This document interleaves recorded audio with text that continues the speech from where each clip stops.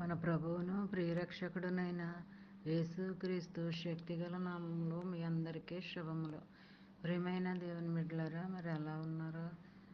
గతించిన దినమంతా కూడా మరి ఆయన రెక్కల నీడలో మనందరినీ కాపాడి నడిపించి పోషించి ఆయుష్నిచ్చి ఆరోగ్యాన్నిచ్చి మరొక నూతనమైన దినములో వారంలో మనం ప్రవేశపెట్టిన విధానాన్ని బట్టి మరొకసారి ఆయనకి వందనాలు చెల్లించుకుంటున్నామండి.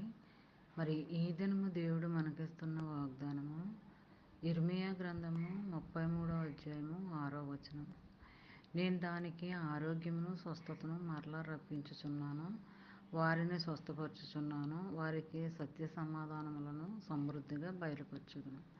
ప్రియమైన దేవుని బిడ్డలారా, మరి దేవుడు వాగ్దానాలంటే ఇప్పటికీ జీవం గల వాగ్దానాలేనండి. యెషయా గ్రంథంలో ఉన్నాయన్నీ కూడా జీవం గల వాగ్దానాలే.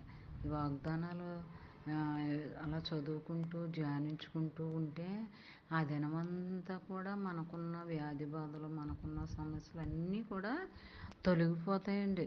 ఎందుకంటే వాగ్దానం ఇచ్చిన దేవుడు నమ్మదగినవాడు కాబట్టి వాగ్దానాలు మన జీవితంలో జరుగుతాయి, మనల్ని బలపరుస్తాయి, మన భద్రపరుస్తాయి, మన క్షేమాన్ని ఇస్తాయి, మనకు ఆరోగ్యాన్ని ఇస్తాయి, మన బలహీనతల నుంచి దూరం చేస్తాయి. అలాంటి ఆరోగ్యకరమైన వాగ్దానాలనే మనము నిర్లక్ష్యంగా చూస్తాము. మరి దేవుడు ఒక దినాన్ని చూడటానికి దేవుడు కృప చూపించాడంటే అది ఆయన యొక్క ఉచితమైన కృప అని మనం అనుకోవాలి.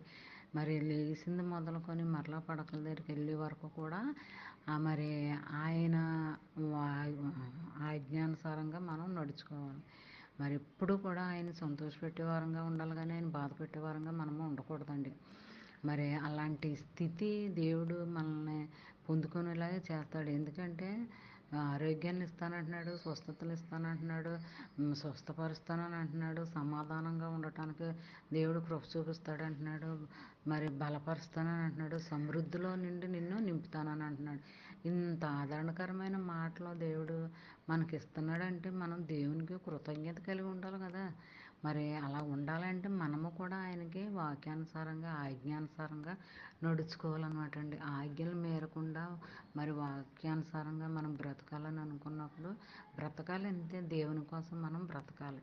అలాంటి స్థితిలో దేవుడు మనం అనుకున్నామంటే ఖచ్చితంగా దేవుడు దానికి నెరవేర్పు అనేది కలిగిస్తాడనమాట.